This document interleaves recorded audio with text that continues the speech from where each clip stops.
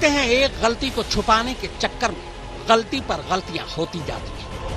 कंझावला कांड में दिल्ली पुलिस ने पहले दिन जो गलती की उसे छुपाने के चक्कर में अब वो लगातार गलतियां कर रही है। आसान लफ्जों में समझने के लिए चलिए सबसे पहले उस जिले के डीसीपी साहब की बात सुनते हैं जिस जिले में यह हादसा हुआ। दिल्ली पुलिस की गलती यहीं से शुरू होती है, यानी ये पहली गलती थी। एक फैटल एक्सीडेंट है और इसमें जो बहुत ही दुखद बात है वो ये है कि विक्टिम को कार के साथ ड्रैग किया गया और शरीर को काफी नुकसान हुआ, पूरी तरह से लहूलुहान और क्षत विक्षत हो गए हैं। मीडिया में ये खबर फैलाई गई कि कोई सेक्सुअल असॉल्ट और मर्डर का इंसिडेंट है। ये बिल्कुल गलत है, बिल्कुल बेबुनियाद है, तथ्य पर आधारित नहीं है। हमारे इन्वेस्टिगेशन के मुताबिक पूरे तौर पे ये तय है कि ये एक फैटल एक्सीडेंट है जिसमें कार चलाने वाले लोगों ने विक्टिम को ड्रैग किया, काफी दूर तक खींचते हुए ले गए, जिससे शरीर के कपड़े भी रिमूव हो गए थे और रिब्स एरिया भी डैमेज हो गया था, सारा पोर्शन छिल गया था। तो सुना आपने, डीसीपी साहब ने शुरुआत में ही साफ कर दिया कि मामला एक आम रोड एक्सीडेंट का है। इस केस का रेप या मर्डर से कोई लेना देना नहीं है। यानी कायदे से डीसीपी साहब ने पांचों आरोपियों को पहले ही दिन अपनी तरफ से क्लीन चिट दे दी। मगर इसके बाद जैसे ही मामला तूल पकड़ा, दिल्ली पुलिस को अपनी गलती का एहसास हुआ। इसके बाद उसने शुरू में दर्ज हल्की एफआईआर में गैर इरादतन हत्या की धारा भी जोड़ दी। ये देखिए, यह है दोनों एफआईआर जिसमें अलग अलग धाराएं हैं। धाराएं हैं वो 279, 304 ए, 304, 120 बी। अभी तक इन धाराओं के तहत इन्वेस्टिगेशन हो रहा है। अब जरा हादसे की इकलौती और सबसे अहम चश्मदीद यानी अंजलि की दोस्त निधि की बात सुनते हैं। आखिर वो इस हादसे के बारे में क्या कहती है और क्या सोचती है। निधि की बात सबसे अहम इसलिए है क्योंकि जब स्कूटी कार से टकराई तब निधि उसी स्कूटी पर अंजलि के पीछे बैठी थी। उनको जानकारी थी और गाड़ी में ना कोई सॉन्ग बज रहे थे ना कुछ बज रहा था। गाड़ी बिल्कुल शांत थी और ना लाइट वाइट थी, कुछ नहीं था, सब कुछ शांत था गाड़ी का। और उन्हें पता भी था कि एक लड़की उनकी गाड़ी के नीचे, और उन्हें पता भी था लेडीज ही है। उन्हें ये नहीं पता था कि जेंट्स, उन्हें पता था लेडीज है उसके नीचे। उन्होंने जानबूझकर आगे लेके गए गाड़ी को और उन्होंने जानबूझकर लेके जाके जानबूझ के ही वो घसीटते लेके गए। उन्होंने एक बार भी उतर कर देखा नहीं कि हम उस लड़की को बचा ले।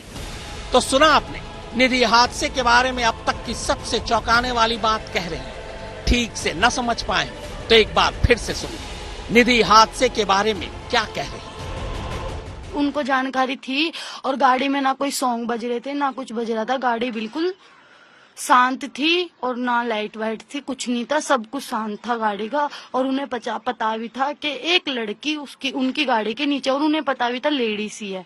उन्हें ये नहीं पता था कि जेंट्स, उन्हें पता था लेडीज है उसके नीचे। उन्होंने जानबूझकर आगे लेके गए गाड़ी को और उन्होंने जानबूझकर लेके जाके जानबूझ के ही वो घसीटते लेके गए। उन्होंने एक बार भी उतर कर देखा नहीं कि हम उस लड़की को बचा ले। निधि साफ साफ कह रही है कि जब स्कूटी कार से टकराई तब वो कार के दूसरी तरफ गिरी, मगर अंजलि कार के अंदर फंस गई। वो रो रही थी, चिल्ला रही थी। कार के अंदर शांति थी। कार में सवार लोग कार के नीचे फंसी अंजलि को देख रहे थे, मगर इसके बावजूद कार रोकने की बजाय पहले उन्होंने कार को आगे पीछे किया और फिर कार के नीचे फंसी अंजलि को उसी हालत में घसीटते हुए कार भगाकर ले गई। अब आइए कानून की बात करते हैं। लोगों के गुस्से, दबाव और फटकार के बाद दिल्ली पुलिस ने कार सवार पांचों आरोपियों के खिलाफ गैर इरादतन हत्या की धारा बाद में जोड़कर कानून पर कोई एहसान नहीं किया, बल्कि कानून का एक तरह से मजाक ही उड़ाया, क्योंकि कायदे से यह केस गैर इरादतन हत्या नहीं बल्कि सीधे हत्या का केस है। जी हाँ, ये कत्ल का केस है। कम से कम केस की सबसे अहम और इकलौती चश्मदीद निधि के बयान के बाद तो अब शक की कोई गुंजाइश नहीं रह जाती।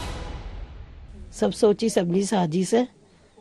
निधि भी चाहे इन्वॉल्व हो सकती है, उसके लिए पूरी तरीके से जांच करी जाए और वो 5 लड़कों को सजा दी जाए। जब वो चिल्ला रही है और उनकी चीख सुन करके वो उसको आगे पीछे गाड़ी करके निकालने की कोशिश करे, वो गाड़ी खड़ी करके उतार सकते थे। इसका मतलब है वो बेटी शुरू में नहीं उसकी डेथ हुई थी, डेथ हुई है उसको घसीटने की वजह से। ये मैटर प्राइमा फेसाई आज की डेट में ये 302 का मैटर है, ये मर्डर का केस है। पुलिस भले ही इसको एक्सीडेंटल केस बता रही है। दूसरा इंपॉर्टेंट ये है कि पुलिस इसको अभी तक 302 आईपीसी में इसको नहीं बदला है, इसमें 302 धारा नहीं लगाई है, क्योंकि जहां 302 धारा लगी तो पुलिस भी कटघरे में खड़ी हो जाएगी। निधि के बयान से साफ है कि कार में सवार लोगों को पता था कि वो क्या कर रहे हैं।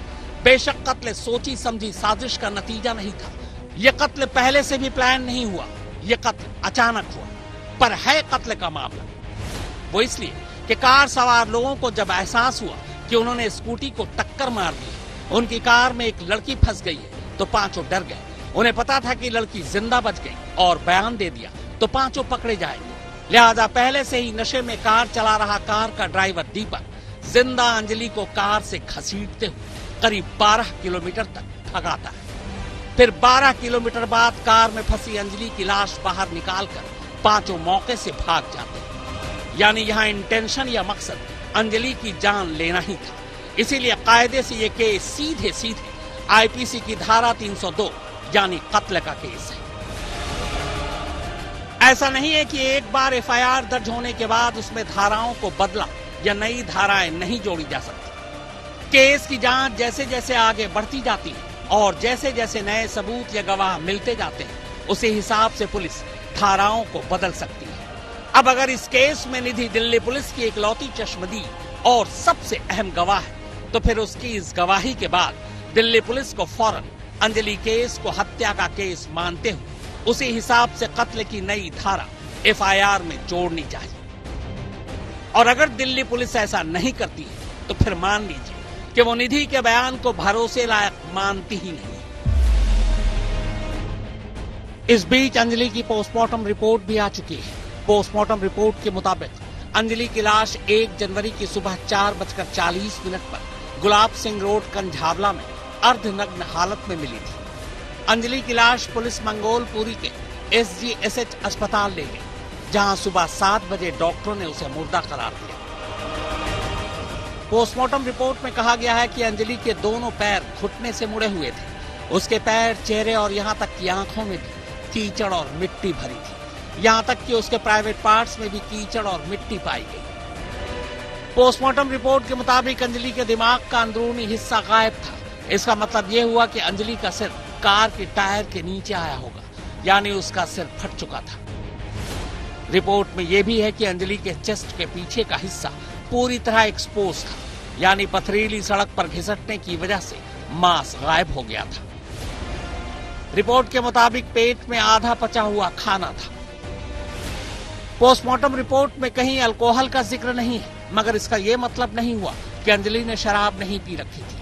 अमूमन पोस्टमार्टम रिपोर्ट में शराब का जिक्र सिर्फ तभी होता है जब लाश से अल्कोहल की बू आ रही, यानी पोस्टमार्टम रिपोर्ट के हिसाब से अंजलि की लाश से शराब की बू नहीं आ रही थी। मगर उसने शराब पी थी या नहीं, ये तभी पता चलेगा जब अंजलि के खून, यूरिन और विसरा की रिपोर्ट आएगी, और ये तीनों रिपोर्ट अभी आनी बाकी है। पोस्टमार्टम रिपोर्ट के साथ ही हादसे में शामिल मारुति बोलेरो कार की FSL रिपोर्ट भी आ गई है। FSL रिपोर्ट इसलिए जरूरी है क्योंकि इसी से पता चलेगा कि आखिर अंजलि कार के किस हिस्से में फंसकर घिसटती गई, और क्या कार में अंजलि के फंसे होने की जानकारी कार में सवार लोगों को नहीं थी। FSL रिपोर्ट के मुताबिक कार और स्कूटी की टक्कर आमने सामने से हुई थी। ये बात निधि ने भी कही है।